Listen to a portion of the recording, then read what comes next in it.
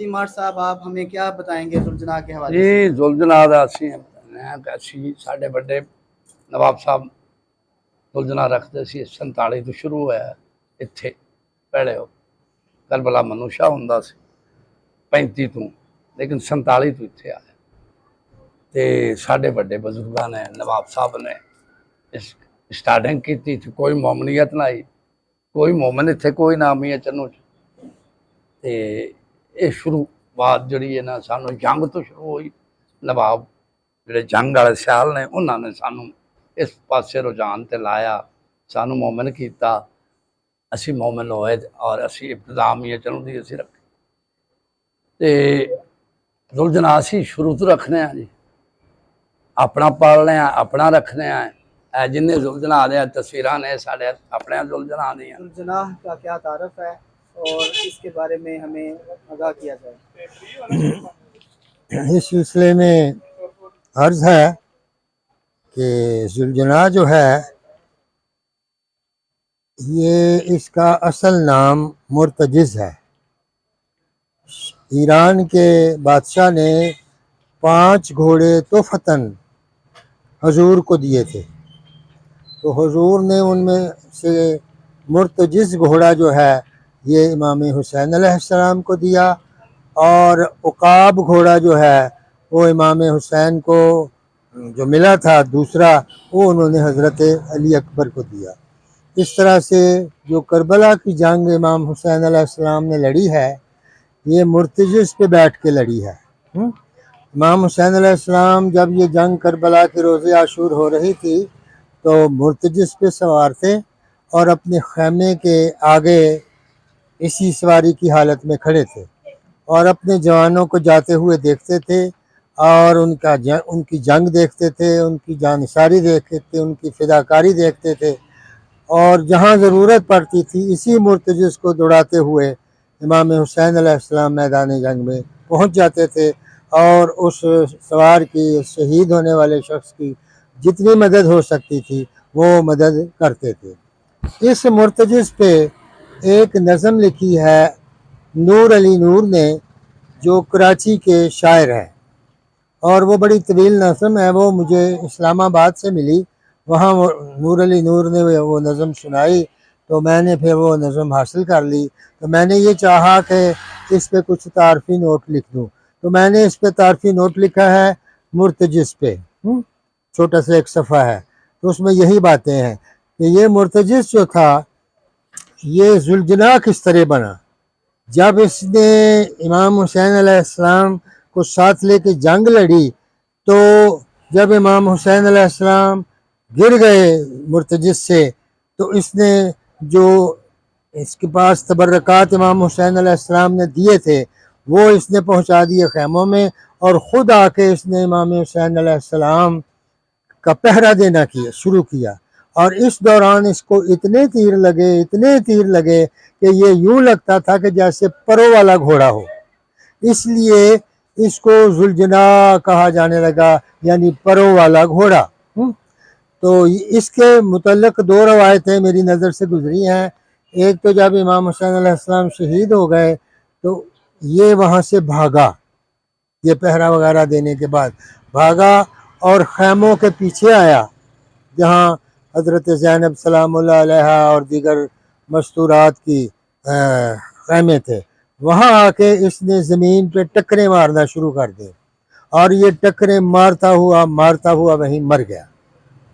दूसरी रवायत इसके लिए ये मिलती है, मैंने कहीं देखी है किताब में, कि ये मैदान करबला से भागा और नहर फ़ुरात है करबला के पास, मुझे इत्तेफाक हुआ है करबला जाने का, एक नहर अलकमा है, एक नहर फ़ुरात है। तो ये नहर फ़ुरात पे गया और वहाँ जाके इसने नहर फ़ुरात में छलांग लगा दी और उसमें ये डूब गया। एक तीसरी भी हल्की सी रवायत मिलती है कि एक बंदा सवार आया जो मुर्तजिज़ पे सवार हुआ और इसको लेके भागने लगा, तो उमर साद ने कहा इस घोड़े को पकड़ो, तो वो नहीं पकड़ सके और वो घोड़े को लेके गायब हो गया। ये घोड़ा जो था इसकी उम्र करबला के मैदान में 80 से 100 साल तक थी, लेकिन ये ऐसे लगता था कि जैसे जवान हो और ये बरकत थी इमाम हुसैन अलैहिस्सलाम की खिदमत की कि इस तरह से एक 80 से 100 साल का घोड़ा जो था उसने जवान बन के इमाम हुसैन अलैहिस्सलाम की खिदमत अंजाम दी। तीर खाए, तलवारें खाईं। उमर साहब ने कहा इसे पकड़ो, ये रसूल खुदा का घोड़ा है, लेकिन वो इनकी पकड़ में नहीं आया। वो वहाँ से ये 3 बातें मैंने पढ़ी हैं और वो मैंने आपको सुना दी। नाम अशरफ महमूद है, लग कौम से मेरा ताल्लुक है। 131-15 मियाँ चन्नू का एक गाँव है, वहाँ मेरी रिहाइश है। ये मंसूब है इमाम हुसैन अलैहिस्सलाम से, इसलिए मुसलमान जो है ना, जैसे 12 रबीउल अव्वल का जिक्र आता है तो वो भी ऐसा ही है, को सजा के ट्रालियों में लोग बैठ जाते हैं और शहर शहर गांव गांव फिरते हैं। इसी तरह फ़िका जाफरिया वालों का ये अकीदा है कि अल्लाह का बहुत बड़ा जो इंसान पे इनाम है वो एक जुलजना की सूरत में है। नस्ल तो घोड़े की बहुत ज़्यादा है, इसमें अरब है, थारू ब्रीड है और बहुत सी नस्लें हैं, लेकिन जुलजना उस घोड़े को बनाते हैं क्योंकि वो लोग समझते हैं कि इसका कद इतना होना चाहिए, इसकी नस्ल में शराफत होनी चाहिए, उसको जुलजना बनाते। ये उम्र की कोई कैद नहीं है, इसको आप बिल्कुल 6 माह से लेके साल से लेके 10 साल तक खरीद सकते हैं, जो मुनासिब हो उसको जुलजना बना लेते हैं। हम तो अल्हम्दुलिल्लाह साल में कई दफ़ा इसको गांव में भी फिराते हैं, शहर में। ये जुलजना तकरीबन 1 साल के अंदर 13 या 14 जगह पे जुलजना बनता है, जिसमें ज़िला खानेवाल 2 दफ़ा बनता था, 6 को और 10 को।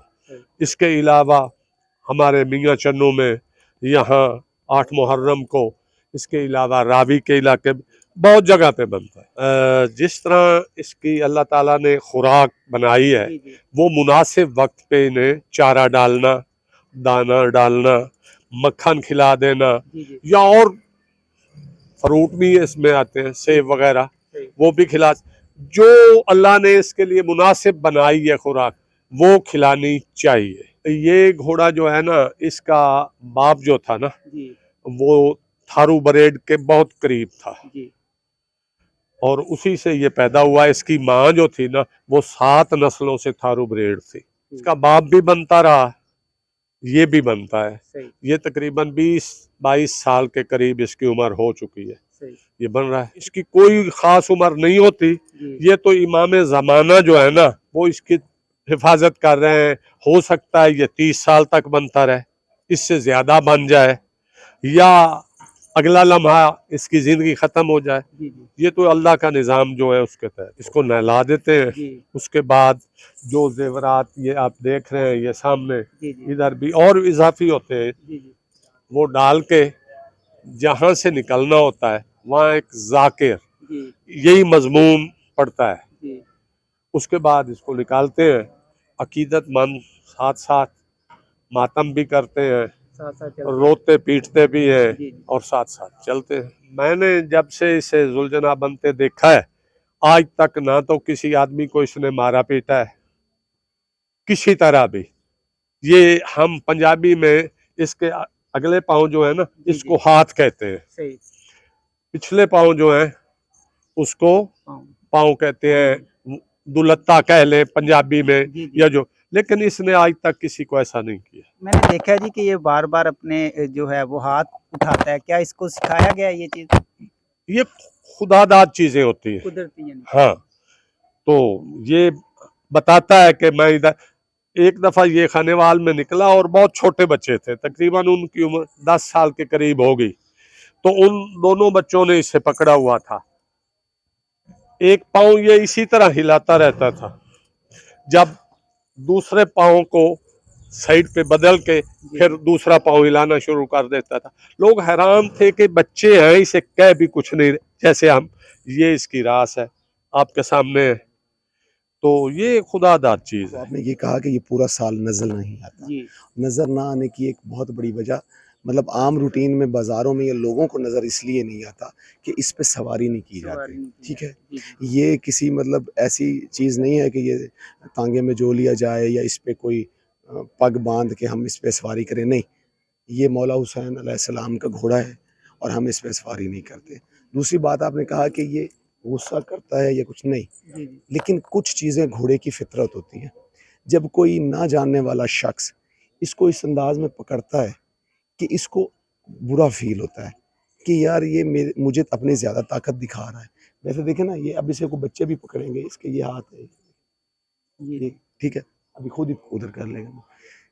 मतलब लोग इससे, जब जो डरेगा ना उसको तो ये फील होगा कि ये काट रहा है, सही लेकिन ये कोई नहीं काटता। सही और ये चीज़ें देखी जाती हैं जब इसे ख़रीदा जाता है कि कितना शरीफ है। साफ ज़ाहिर है औरतों ने, हमारी माओ बहनों ने जी, जी। ज़ियारत करनी है और हमारे जितने बच्चे हैं उन्होंने बच्चे ज़ियारत भी, करनी है। जी। और एक बात आपने कही कि हम इसको तैयार कैसे करते हैं। जी देखिए, जिस दिन इसने बरामद होना होता है, हम इसे पहले गुस्ल देते हैं।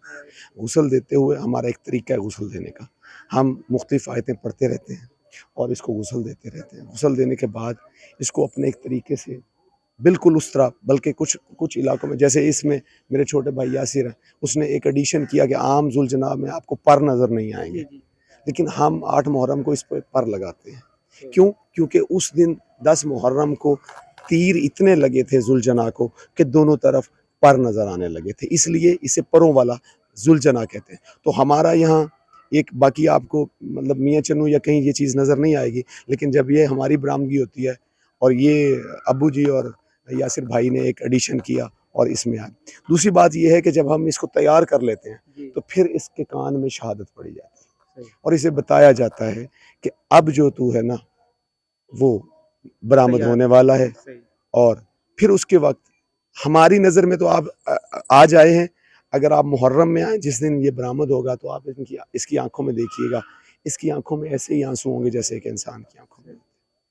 अब जिस तरह हर बंदे का दिल एक जैसा नहीं होता, जी जी हर बंदे का मुकद्दर एक जैसा नहीं होता। देखें, घोड़े तो बहुत सारी अक़साम के हैं, हर घोड़े की किस्मत में जुलजना बनना बनना नहीं है। नहीं है। हमारा ये अकीदा है ऐसे ही कि जुलजना बनता ही वो घोड़ा है जिसे मोहम्मद वाले मोहम्मद सेलेक्ट करते हैं अपने लिए। तो ये हमारे हम इस वक्त मार सलीम रख अल मरूफ झूलेलाल की हवेली में मौजूद हैं और शबीह जुलजना के हवाले से रिपोर्ट बना रहे हैं और उसमें हम मार साहब के नुमाइंदे से गुफ्तगू करेंगे। तो आप हमें ये बताएं कि शबीह जुलजना की आप किस तरह खिदमत करते हैं, किस उम्र से आप उसको शबीह बनाते हैं और किस तरह उसका सारा निज़ाम चलता है। बिस्मिल्लाहिर्रहमानिर्रहीम। जुलजना साडे बजुर्ग बचपन तो उन्होंने दी खिदमत कर रहे हैं। साडे बाप दादा बजुर्ग मार सरफराज लक साहब उन्होंने इब्तदा की थी ते जुलजना असी बचपन तो मतलब नस्ल दर नस्ल साडे कोल चल रहे हैं। नवाब साहब सन सियाल जंग तो उन्होंने सानू एक घोड़ी गिफ्ट की सी, उत्थों असी ये नस्ल चला रहे हैं। घर दे असी बच्चे बना के जिस तरह जवान करने हैं, अच्छा खुराक दे के उन्होंने सांभ के उन्हों दी अच्छी खुराक दे के उन्होंने असी जवान करके जुलजना वास्ते वक्फ कर देने। शबी असी नवा धवा के साफ सुथरा अपने डेरे ते ओदी खिदमत करने, चारा डालने, जौ वगैरह चने वगैरह असी ओदी खुराक इस्तेमाल करने। जदों असी 10 मुहर्रम नूं जुलजना बनावन वास्ते लैके आउने, उन्होंने नवा के गुसल दे के बाकायदा असी वक्फ करके इत्थे लैके आउने ते 10 मुहर्रम नूं तैयार करके असी बरामद करने। जुलजना को जुलजना इसलिए कहा जाता है कि परों वाला घोड़ा। तो जिस वक्त हज़रत इमाम हुसैन को हर तरफ से यजीदी लश्कर ने घेर लिया तो जुलजना ने उनके दिफा के लिए उनके गिर्द एक तवाफ़ किया और उस तवाफ़ के नतीजे में हर तरफ से तीर उसको लगे, तो जिसकी वजह से उसकी जो ज़ाहरी शक्ल थी वो इस तरह नज़र आ रही थी कि ये परों वाला घोड़ा है, इसलिए इस मुर्तजिज़ को जुलजना कहा जाता है। ये घोड़ा हज़रत मोहम्मद मुस्तफ़ा सल्लल्लाहु अलैहि वसल्लम से मंसूब था और उनका घोड़ा था। उनकी हर चीज़ हमारे लिए काबिल एहतराम है जो भी हज़रत मोहम्मद सल्लल्लाहु अलैहि वसल्लम से मंसूब है। तो उन्होंने अपने लख्ते जिगर हज़रत इमाम हुसैन अलैहिस्सलाम को बतौर तोहफ़ा ये जुलजना दिया और ये जुलजना हमेशा इमाम हुसैन के पास रहता था और जब भी इमाम अली मकाम किसी भी अच्छे सफ़र और किसी भी जगह जाते तो जुल्जनाह का इंतखाब करते। और 10 मुहर्रमुल हराम के दिन इमाम हुसैन जब आखिरी वक्त यानी यजीदियों के साथ लड़ने गए तो जुल्जना उनके साथ था। और जब आखिरी वक्त आया और ये बकौल मीर अनीस के चलते थे 4 सिमत से बाले हुसैन पर, टूटे हुए थे बर्चियों वाले हुसैन पर, कातिल थे खंजरों को निकाले हुसैन पर, ये दुख नबी की गोद के पाले हुसैन पर, तीरों सितम निकालने वाला कोई न था, गिरते थे और संभालने वाला कोई न था। जब इंसान इंसानियत को भूल चुके थे और जब लोग हज़रत मोहम्मद मुस्तफ़ा और हज़रत खदीजतुल कुबरा के एहसानात को फरामोश कर चुके थे और हर तरफ से आवाज़ आ रही थी कि इमाम हुसैन को कत्ल करो, तो उस वक्त इस हैवान ने हैवान होने के नाते भी यानी इंसानियत जब इंसानियत भूल गई तो उस वक्त ये जानवर जो था ये आले मोहम्मद के साथ वफा की और उनका दिफा भी किया। और कुफार जो थे, जो यजीदी लश्कर के जो लोग थे, उनको इसने उनके साथ बाकायदा जंग भी की और हर तरीक़े के साथ इमाम हुसैन का साथ दिया। और इमाम हुसैन का पैगाम लेकर जो वो इमाम हुसैन की अमानत थी जिसमें हज़रत मोहम्मद मुस्तफ़ा की दस्तार थी और उनकी जो अमामा और खून आलूद अमामा लेके इमाम का हुक्म था कि जाओ और जाके ख़याम हुसैनी में ये मेरा बताओ कि हुसैन शहीद हो गए। तो जुल्जना ने इमाम के हुक्म पर आकर अपनी ज़बानी में आके हिनहिना के बीबियों को जो उस वक्त हज़रत इमाम हुसैन का इंतज़ार कर रही थी कि जो हर तरफ से आवाज़ आ रही थी कि लूटो तबर्रकाते अली व बतूल को, कैदी बना के ले चलो आले रसूल को, तो उस वक्त जो बज़ाहरी लोग कलमा गो थे बकौल अल्लामा इकबाल के कि क्या तमाशा हुआ इस्लाम की तकदीर के साथ, कत्ल शब्बीर हुआ नारा तकबीर के साथ, तो जब वो लोग इस्लाम को भूल गए थे तो उस वक्त जुल्जना ने इमाम हुसैन का पैगाम भी पहुँचाया और उनकी नुमाइंदगी भी की। तो आज हम उस वजह से आज तक उसका एहतराम करते हैं और हम इस वजह से एहतराम करते हैं कि उसने इमाम अली मकाम के साथ वफा की। इन्हीं अल्फाज के साथ मैं इजाज़त चाहूँगा। बहुत शुक्रिया।